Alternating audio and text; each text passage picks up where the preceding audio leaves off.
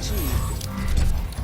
So after a massive weekend that featured 25 UFC fights spread out over 2 events, one in Sao Paulo, Brazil, the other one in Northern Ireland, I went 15-10.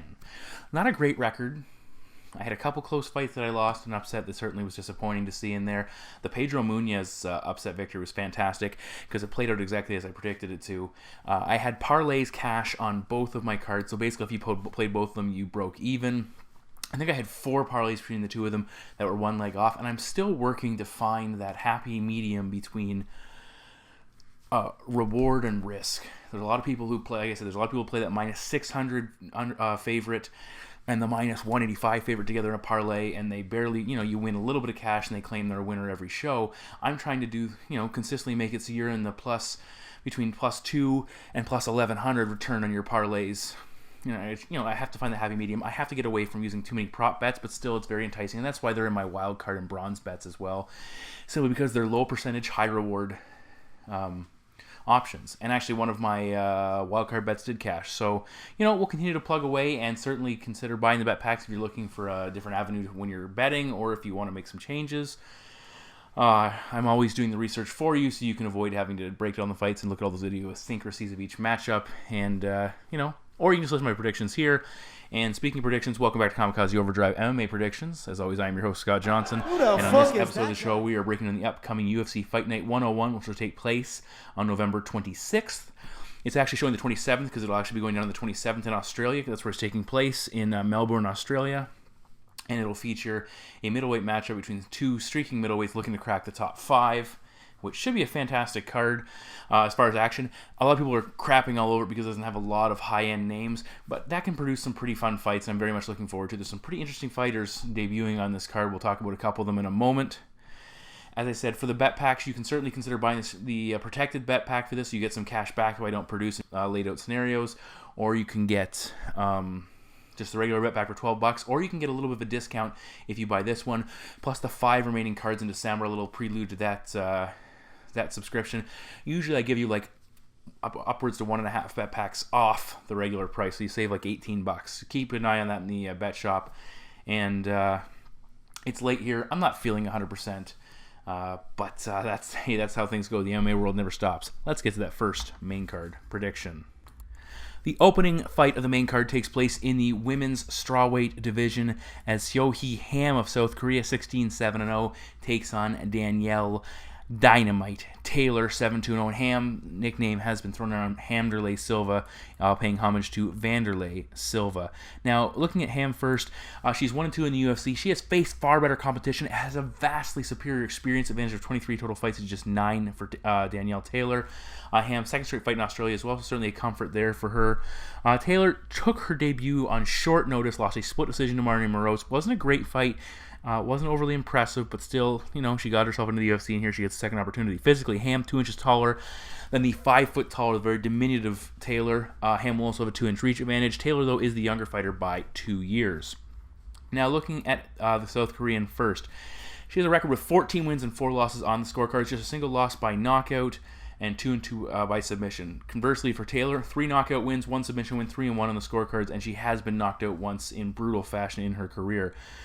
Ham comes from a kickboxing background. As her record indicates, not a lot of finishing power, but when she fought Jojo Calderwood, she busted her up pretty good. She throws a nice stiff left jab, stands in the pocket, and is willing to exchange. At distance, she'll throw some decent low kicks, hard jab to the body as well. Pretty good footwork and, head movement, a lot of lateral movement as well. She likes to pump that right hand out to kind of corral her opponent into the left hand, which kind of is an effective tool to use, especially if you're in a fighter that, can't deal with the right and walks right into that left power. At times, she tends to move herself forward when attacking too much unintentionally and gets tagged as a result. And the same thing, she'll back up in straight lines when she's under attack, and that can create some openings for both getting hit with power punches or getting taken down. When she fought Courtney Casey, she was getting tagged with some big punches early. She got cracked by Jojo as well. So if the girl has a chin, she's been knocked out once, but she can take a shot and keep coming forward. Now, on the ground, we haven't seen a lot of Ham, but we've seen outside of the UFC, we've seen her to be a little bit aggressive fairly aggressive on the ground. Her wrestling's still a work in progress, and she can be muscled around in the clinch. We saw JoJo have some success there, and that's something that's, certainly worth consideration. She's a fairly good scrambler, some positional control issues, some questionable takedown defense, though. It ultimately comes down to if her opponent can shoot and take her down, as we saw. Her last opponent, the name's escaping, Beck Rawlings, had some success taking her down in a fight I predicted correctly. Rawlings had some success on the mat. Now, looking at Taylor, she also comes from a Muay Thai background. She likes to sit on the outside, look for openings, and then capitalize. Lots of speed, lots of feints to get in range, to make up that distance, and obviously she's not the longest fighter, and tries to catch her opponent with counters when they come in and look to attack. She has a bit of a low stance, which makes her actually shorter. Pretty good power in her right hand. She can hurt her opponent with it. Throws a lot of lateral movement.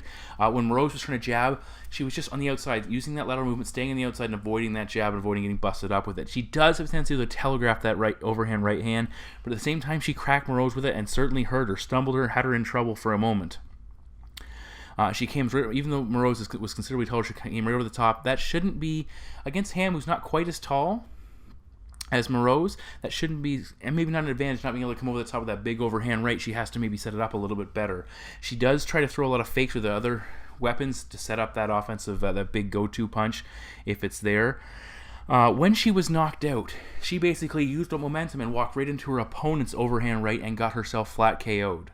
So certainly her chin, it can be cracked. Wrestling-wise, didn't see a lot of wrestling in the last fight, but she will shoot for takedowns. Because she is so low to the ground, it makes it easier to change levels again, something she likes to do. And she has a lot of experience in longer fights, which certainly is an advantage as well, coming into this matchup. I thought she looked very comfortable in her debut. Taylor looked very comfortable in her debut, but she didn't throw a lot of offense. 17 significant strikes. Moroz didn't land much either. It was a very lukewarm performance overall. The full camp and the fact that she has her debut behind her should help Taylor. I don't know about her, if she can't get inside, that volume striking could be an issue. She looks like the type of fighter who throws big power, and she can work in the clinch and work with some shots, but I don't know if she's going to be able to track Ham down, who should have a speed advantage in this fight, I would think. I think Ham's going to sit in the pocket. She's going to attack. She's opening to get hit, but she averages far more strikes per fight, 74 average strikes per fight in the UFC. I think that's going to show up here. Taylor won't be able to keep up with the volume, and my prediction is Seohee Ham to defeat Danielle Taylor by decision. Fight number 2 takes place in the UFC's light heavyweight division as Khalil Roundtree, 5 wins and 1 loss, takes on Tyson Pedro of Australia with a current record of 4 wins and 1 defeat. Now, as I said, Roundtree was an Ultimate Fighter competitor. He is making his first non-Ultimate Fighter-related fight in the UFC. He fought and lost in the tough finale to Andrew Sanchez, the tournament finals. He actually lost in the opening round of the tournament after qualifying for the show, but would replace the man who beat him, won his semifinal bout, went on to the tournament finals. Now, Pedro also is debuting. This is actually his official debut, first time ever in the UFC. He fought in October. He's from Australia, so certainly a little bit of familiarity going on there. Looking at his numbers first, 1 win by knockout, 3 submission wins on his record, all in the first round. His longest fight going just 3 minutes and 5 seconds. So not a guy known for going deep into matchups. So Roundtree, he has 2 first-round KOs and 2 decision victories. His loss on the show came via decision. He also lost during the tournament in the opening round by submission, and he had 2 knockout wins to get himself into the house and then get into the finals. Physically, Pedro, 6'3", will be 2 inches taller, and he is the younger man by a year. Now, looking at Roundtree first, he throws everything with decisive power, looking to finish, looking to hurt. That can be ineffective when it comes to maintaining that pace over a prolonged fight, but at the same time, if he cracks somebody early, it might not matter how long that fight is scheduled to go because it will be over. He throws some good body kicks, he has big power in his hands, and he'll throw some nasty head kicks which he can hurt his opponent through their guard and do damage, whether it be the arms or to the head, and knock them off balance, injure them, and then follow it up with big shots. He throws a nice right hook, left cross combination. On the Ultimate Fighter, he dropped his opponent with a straight left. Huge ground and pound if he gets the opportunity. He really opens up, and it's the type of ground and pound where it's just he's brutalizing his opponent until the referee just says, no, that's enough, and pulls him off. When he fought Sanchez, he was hurting him when he was hitting him. But at the same time, as soon as Sanchez tied up, he took him down with relative ease. His takedown defense is a major issue. He was taken down multiple times, even in his losses or in his victories in the Ultimate Fighter. Sanchez took him down 6 times. He does try to strike his way out of takedown opportunities from his opponents and tries to make them pay for closing the distance. But that's a major issue. Even when Sanchez is forcing Roundtree to defend takedowns. He's draining his gas tank, and that certainly is a big issue. Now for Pedro, and he's also submitted on the show as well, I should mention that. For Pedro, he comes from a boxing and BJJ background, which he's been training for a young age. I've seen some of his fight footage, very quick level changes, big, massive slams as well. He'll elevate his opponent and drive into the mat. Really a good job with his entries. I really like the way, very quick, very well disguised. Once on the ground, he's extremely slick. Moves to mount, very slick transition game. Good ground and pound. He has a very solid base. He jumps on the opponent's mount and just sits down on them and can land strikes without actually being bucked off. He's a fairly decent scrambler. I saw him roll and take an opponent's back, locking a rear naked choke. Very fluid in all of his movements on the mat. If his opponent looks to clinch up, he'll control the head. He'll use that tie clinch to land some big strikes, which can be a very effective technique against an aggressive opponent to just shut down that forward pressure. And those body shots, those knees to the body can really do damage to a fighter's cardio and take away their win, which is something he should look to capitalize on here. Roundtree overall, he needs to stay vertical. But again, it's Pedro. He has that nice level change, and with Roundtree's aggression, if he doesn't connect in that first couple of strikes, look for Pedro to change levels and put him on the mat. Overall, I think Pedro is more equipped to deal with Roundtree on the feet than Roundtree is to deal with him on the ground. It's still a danger zone for Pedro, but certainly it's something. He's a better striker than Roundtree is a grappler. Roundtree could experience that leap in skill coming off the Ultimate Fighter in that break, but we have to go based on what we know. Roundtree, I think he can land that one-hitter quitter, but look for Pedro to take him down, tire him out, and eventually put him in position to win. So my prediction is Tyson Pedro to defeat Khalil Roundtree by submission. Up next on the card is a fight not a lot of people are talking about, but it could very well steal the show as Yusuke Kasuya, 9-2-2, takes on the debuting Alex Volkanovski with a current record of 13 wins and 1 loss. Now, Kasuya is making a second UFC appearance. Lost his debut to Nick Hein while competing at lightweight. He's moving to featherweight for this matchup, and he did have a fight fall through. He has been out of action for almost roughly 14 months. For Volkanovski, he is from Australia, competing out of Australia, so certainly he's fighting home. He will be the fan favorite. Just one career loss overall, 2-0 in 2016 already, so certainly more active than his opponent of late. Kasuya, by the numbers, 1 inch taller. As I mentioned, he is coming down a weight class. Now, for Volkanovski, 8 wins by knockout, 3 submission wins, and 2-0 in the scorecards. He does have that 1 loss by KO as well. 7 first-round finishes on his record. For Kasuya, 1 knockout, 8 submission wins, 1 loss by submission, 1 loss by decision on his record. Now, Kasuya, 7 first-round finishes, 4 via rear naked choke. He's an extremely opportunistic grappler. One of his final pre-UFC bouts, he quickly took his opponent's back and locked in the rear naked choke while they were standing and set that, finished that fight nice and tidy-like. His wrestling tends to be a little bit questionable. He did take Hein off his feet momentarily, but he's not the type of guy who's going to bowl over opponents with good wrestling and put himself in a position to use his strong ground game. He tends to rely on his opponents a lot for takedowns. When he is striking, he comes from a bit of a karate background. Good body kicks, will go high as well. Throw a nice switch kick out there to mix things up. Once his opponent starts looking for one technique, he goes to another location. He can cover ground fairly quickly, and he bolts into attack, throwing a nice uppercut straight left. He has a very quick right hand as well, but he gets hit a lot, and that's, if his opponent can time him and his entries into striking exchanges become, routine, they can set things up, they can see him coming, and they can fire counters out. I said he's a decent striker. He was rocked pretty well in his final pre-UFC fight before scooping in and getting a submission on the mat. Hein had a lot of success cracking with a lot of shots, especially in that second round of that fight when he would try and jump in. Hein kind of figured out where he was going to be, and he was unloading. Now, Volkanovski, it comes off this type of name that if John Anik is doing this fight, he will say it in a way that's completely bass-ackwards, and everybody goes, what? And that's just what he does, and it drives me nuts, but whatever. For Volkanovski, he's a multifaceted fighter. He can wrestle, he can grapple, he can strike. He came out kicking in one of his last fights. He throws very hard low kicks. He will go to the body as well, and also to go high as well. And he's very effective with those techniques. He'll throw knees in the clinch once he closes that gap. He throws a massive overhand right, which he highlights as his best weapon. He took out one of his most recent opponents. They moved in. He countered with a massive overhand right and knocked them cold. Exceptional timing on that strike and very effective. When he's looking to wrestle, good level changes. He'll work in some trips. Nice shot from the outside, very effective in that method as well. Once on the ground, very smooth at passing. Good guard passer, can do it very quickly. He took his opponent's back in another fight, especially quickly, locked in the hooks, flattened him out, got some big ground and pound for the finish. He does a good job of maintaining control over his opponent's body on the mat too, which is very effective. Controls the legs, and once he gets in a position to land ground and pound, look out, the guy can throw hammers. Kasuya, as I said, he's making his cut to 145 pounds, and after a long layoff or a long period of inactivity, which certainly are two negatives. I think he'll give up some speed. I don't see him gaining a ton of strength, and his game really doesn't play to being the stronger fighter. His wrestling and heavy top game, Volkanovski's wrestling and heavy top game is going to give Kasuya fits, especially if he goes for submission and loses position as a result. Also, look for as Kasuya jumps in, he's going to set himself up to get taken down.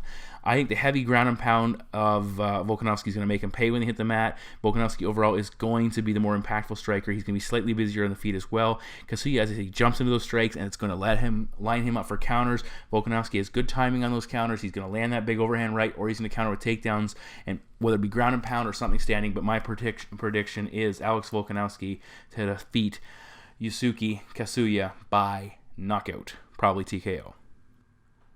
The fourth fight on the main card is in the UFC's welterweight division, featuring Australia's own Kyle Noke taking on Omari, the Wolverine Akhmedov of Russia, in what should be a fairly interesting battle. Both men are coming off back-to-back losses. Both got off to good starts in those fights, but ultimately faltered. The loser of this fight could very well get their walking papers in a very deep division with 3 consecutive losses. It's certainly not the ideal scenario. Physically, Noke 6'1", he's 1 inch taller. He'll have a 3-inch reach advantage. Akhmedov, though, the Russian, 7 years younger than his opponent. Now, looking at Noke, since moving to 170 pounds as a former middleweight, he's 3-3. Overall, 8 wins by knockout, 1 loss, 8 wins by sub, 3 losses, 6-5 on the scorecards, and he has finished his opponent in 5 of his last 6 fights. For Akhmedov, 7-2 in fights ended by knockout. He is coming off both those 2 knockout losses, as I previously mentioned. 5-2 in fights ended by submission. He's only gone the distance 3 times, but he's undefeated in those 3 matchups. Now for Noke, he should have a striking output advantage. And I like some of the techniques he throws. He's a more diversified striker. 32 leg strikes in his last 2 fights, 28 body strikes over his last 2 fights. Those are 2 areas that you can target Akhmedov and certainly hurt him. Look for Noke to fire a front body kick. We saw him stop Peter Sobotta with that. It stops his opponent forward momentum. If they come rushing forward and he can land it, it really can be an impactful strike. He throws a nice left jab. He hurt Nakamura with that left jab early in that fight. He throws a pretty hard right hand as well. Strong kicks overall to the body. Lots of kicks versus Jonathan Webb when he opened up in that matchup. As I said, he stopped Sobotta with a thudding front kick. He has some power in his hands. I mentioned 8 knockouts. His striking numbers, 3.54 strikes landed per minute. That's pretty good. 2.17 strikes absorbed per minute. That's pretty good as well. He's not the type of fighter who's going to get in the slugfest where he's going to let you hit him as much as he hits you and see what turns out. He fights smart. When he fought Moreno, he was having a lot of success early. He hurt him a couple of times. He got his nose broken in that fight, and that definitely cost him a split decision, a very close fight.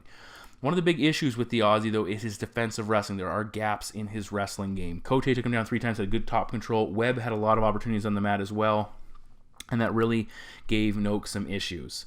Moreno pinned him on the cage routinely, which gave him some problems as well, and that's a big issue that a guy like Akhmedov could look to exploit. He is an international master of combat sambo. But we'll talk about his wrestling momentarily. But when he's striking, throws exceptionally heavy hooks and in succession, and they're big and they're heavy. He'll also some very thudding leg kicks. I've already used that word thudding to describe Kyle Noke's kicks, but those low kicks from Akhmedov are exceptionally hard. He demolished Brian Ebersol's legs and eventually pretty much put him into retirement with the brutal assault he put on him. His UFC high 64 strikes against Mats Nielsen. Next high is 36, so he's not a high output guy. He can do damage in the clinch, which is a place if he can close the opponent down, he can really control them, use that physical strength, and unload with some short range attacks. He does tend to stand a little bit too much in front of his opponent. He's not very mobile, and again, because he comes forward, because he's so stiff, he's not a guy who's going to be elusive. He's going to be there to be hit. Additionally, his cardio is a bit of a question mark, and his chin is as well. He will fade. He was rocked by Gunnar Nelson before getting submitted, knocked out twice in his last 2 fights, so certainly those are areas of concern. Now, his takedowns are certainly an option. We've seen him take down guys in the past and have success there, but it proves to be a little bit taxing on his cardio. When he fought Dos Santos in his last fight, which I predicted Dos Santos pull off the upset there, he took him down multiple times, but Dos Santos was able to get out of those positions, forced him to work, and eventually finished him late in that matchup. Additionally, we've seen Akhmedov taken down a couple of times, and as the fight progresses, his wrestling simply is not there. It's not a weapon he can rely on against a fresh opponent. If he's fighting another guy, I think he had some success taking Mats Nielsen down, but Nielsen was tired as well in that matchup. Overall, Noke is the more diversified striker. He has the slightly better cardio, better chin, and he fights longer, which is important. He has to avoid getting taken down too much, force Omari to work hard once he does take him down, to keep him down or to get him down at the least, tire him out in that way. The time differential could also be a factor with Omari Akhmedov coming into Australia where he's not used to be fighting at actually, I take that back because they are fighting at a conventional time, so that might not be a factor. We'll just pretend I didn't say that. But either way, I just don't like the way Omari has faded of late unless he can get consistent takedowns and not gas out or stop Noke early in that matchup. I think Noke eventually catches him, wears on him, and my prediction is Kyle Noke to defeat Omari Akhmedov by TKO. In the co-main event of the evening, we're in the UFC's lightweight division as Jake the Celtic Kid Matthews of Australia, 11-2-0, takes on 11-1 Andrew Holbrook. Now, Matthews is coming off his second career loss. It was a setback against Kevin Lee, a very good fighter. Overall, Matthews 4-2 in the UFC, both losses by finish, getting submitted by James Vick as well. He was also defeated on The Ultimate Fighter. Holbrook coming off his first career loss, a KO loss against Joaquim Silva, an upset fight that I picked and turned out pretty much exactly as I expected it to. Only lasted 34 seconds. 34 seconds, sorry, quick knockout in that matchup. Physically, Holbrook is 2 inches taller, Matthews has a 2-inch reach advantage, and the Aussie is the younger man by 8 years. Matthews comes into this, his record fairly diversified, 4 wins by knockout, the 1 loss we just mentioned, 5 wins by submission, the 1 loss we just mentioned. He has only gone the distance once, and it was victoriously. He's a BJ Brown belt as well. For Holbrook, 9 wins by submission on his record, 1 KO win, 1 decision win, and the aforementioned knockout loss. The American, 1 year layoff prior to his last fight, so he's getting a bit of a quicker turnaround heading into this matchup, so he should be a little bit more, comfortable inside the cage. Holbrook tends to be a submission over position guy. Against Ramsey Nijem, he kept going for submissions and missing, and Nijem kept getting superior position, and Holbrook was on his back defending, and he won that fight with his activity, but I felt it was kind of a robbery, a very poor decision in that matchup. Overall, the American doesn't have a great takedown game. Nijem took him down 6 times, and for the most part, Holbrook relies on his opponent to put him on the mat to initiate those grappling exchanges, or if he can't do that, try to create a scramble scenario where he can get a better position and get his opponent. If he gets the floor, he will attack off his back with submissions and strikes, and is very aggressive there. His vertical output tends to hinge around wide-ranging strikes where he can close the distance behind. It leaves him open to getting countered. He was actually getting lit up by Nijem on the feet, which is something a lot of people are saying, why doesn't Ramsey get up? Because Ramsey felt comfortable in the top position and having success there, but Nijem was having success on the feet, cracking him. Against Joaquim Silva, he went for a kick, got it caught, and got absolutely smashed with the right hand, and a little bit of ground and pound for the KO loss. 10 of 12 fights have been done in the first round for Holbrook. So he doesn't have a great gas tank overall. He was slowing down against Nijem, but still able to survive in that fight, despite the fact that he's not known for going deep. Looking at Matthews, his striking game is still a work in progress. He has a very good right hand. He cracked Johnny Cage to the body with a body kick that certainly turned that fight in his favor. He does have a tendency to rush in with his striking a little bit, but he's doing a nice job of cleaning things up and just becoming a more refined, patient, and effective striker. It's still dangerous. I like the way he brings good pressure, and he throws everything very hard, but not to the point where he's exhausting himself if they don't land. As I said, he's still developing into a very well-rounded, capable fighter. Now, all of his wins, for the most part, have come on the mat in the UFC. He's a trio of submission wins and 1 doctor stoppage from top position ground and pound against Akbar Areola. 4 of his submission wins overall have come by rear naked chokes. You see it's kind of a position he wants to work towards, which is the back control. His takedown number's not massive. 1.95 takedowns at a 31% completion rate, but he might only, in his fights, he's only needed 1 opportunity to get on top to finish his opponent. All defeats, though, in his UFC career also on the mat. Sub by Vic, TKO by Lee on the floor, and he also lost his Ultimate Fighter bout to Olivier Aubin-Mercier on the ground. It was via decision, but he got dominated on the ground for the most part. So it's kind of like live by the sword, die by the sword for the Aussie. Now, looking at Matthews, he can make some mistakes. And when he fought Casey, he made a couple mistakes looking for takedowns, got put in some bad spots early, eventually rallied out of it. Same thing against Lee, put in some bad spots, couldn't get out of it. He can't be too aggressive and be too hasty with his attempts to beat Holbrook on the mat, because if Holbrook can capitalize on something, he can certainly finish this fight. Matthews might look to use his wrestling and reverse to stay vertical in this fight, showcase that striking, at least early on. I think, the way Holbrook got lit up by Nijem on the feet, the way he was finished by Silva, I think Matthews can either hurt him standing or, hurt him on the mat if he opts to go there. Maybe push that, test that cardio a little bit, and maybe beat him up once he starts to wear out. Either way, I think eventually Matthews lands something significant, and my prediction is Jake Matthews to defeat Andrew Holbrook by TKO. Now we move to the main event of the evening in the middleweight division, featuring the number 7th ranked middleweight on the planet, Robert the Reaper Whittaker of New Zealand, 17 wins, 4 losses. He certainly will be the fan favorite, taking on the 8th ranked Derek Brunson of the United States with a record of 16 wins and 3 losses in a fight that pretty much will propel the winner of this matchup into that upper echelon of middleweights to get right in the mix with a number of big names. Both men come into this fight having won 5 consecutive bouts. and as I said, they're looking to take that next step in the middleweight division. Brunson, 4 straight first-round TKO victories. Whittaker has 3 decisions during this span, but he did stop Brad Tavares and Clint Hester. I always do that. Clint Hester, not the running back, not the return man and receiver in the NFL. The guy that formerly was in the UFC. I think he's been cut. I'm not sure. Who cares? Move on. Whittaker, former welterweight, physically. Brunson, 1 inch taller, 4 inch reach advantage. Whittaker, though, 6 years younger. It's also worth noting that Brunson is a southpaw, which tends to throw a lot of guys off. Whittaker, black belt in karate, BJ purple belt, 7 wins by knockout, 5 submission victories on his record as well, 4-2 in the scorecards. He has 1 loss each by KO and submission. For the New Zealander, the Kiwi, he has a lot of power, but not overwhelming power. He doesn't throw massive power strikes all the time, but he can knock guys out. We've seen him do it. He throws nice, straight, long punches, a stiff left jab, a step-off left hook, a straight right, which is what he used to drop Hester with. Most strikes he throws 2 and then gets out of there. He does a nice job of driving into his strikes. He can cover ground by doing so, and he exits from different angles, which makes him difficult to hit. He moves backwards a lot and then stomps and launches himself forward into his attacks. When he kicks, there's not a ton of power behind them, but they're just there to do a little bit of damage and keep people honest. But still, he's a mobile fighter. He did have a lot of trouble with the kicks of Rafael Natal, which was he was chewing up his legs with, and it really limited his movement. That's something Brunson in a longer fight should look to utilize. 93% takedown defense for Whittaker. Hasn't been taken down since he fought Court McGee, upset that I picked. He needs to use his movement, though, to stay elusive in this fight. Now, Brunson is a BJJ purple belt, NCAA Division II wrestler, 8 knockouts on his record, and that number's growing. 4 submission wins, 4-1 on the scorecards. He does have 2 losses by knockout against Jacare and Yoel Romero, so 2 of the guys ranked higher above him. He was close to beating Romero in that matchup. Now, we've seen really a tale of 2 different approaches with Brunson. 8 takedowns in his decision wins over Lieben, Larkin. He had 3 against Yoel Romero, had a lot of success there in the first 2 rounds. But in his wins over Alvey, Herman, Hall, and Canero, most recent victories, no takedowns. He's knocking guys out way before he needs to focus on his wrestling. So it's either knock guys out or wrestle with them. And when he's knocking guys out, his big weapon is his left hand. He took out Ed Herman with a couple hard lefts. He landed a couple huge left hands against Sam Alvey in the clinch, where he was really bullying him along the cage and controlling him and lighting him up. Same thing, he dropped Uriah Hall with a massive left hand. In that fight, he kind of showed it. It's almost like it was a pump fake. He showed it as if it was coming and then refired it and cracked him and dropped him eventually and quickly finished him shortly thereafter.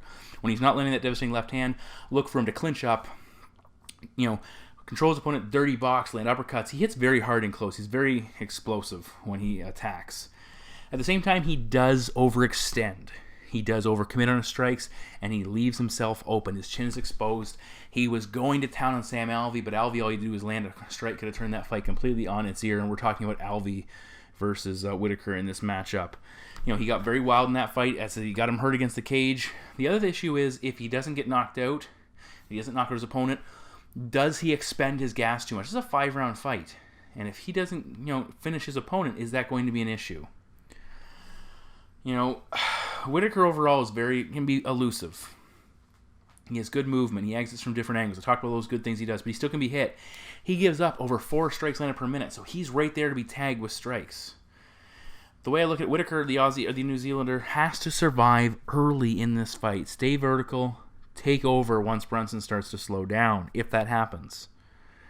Brunson, though, is bigger. He should be able to trap Whittaker along that cage and go for that dirty boxing attack, land those power strikes, and really wear him out. But again, Brunson has to be careful. Don't open up too much. I think he would be smart to do what he did against Lorenz Larkin. Go to his wrestling. Take Whittaker down. Force him into a position he's not comfortable with and beat him up from that position. It's going to be very interesting. It's a very tough fight. I've gone back and forth on it overall. But I ultimately think Brunson has more avenues to victory here. He can win by knockout.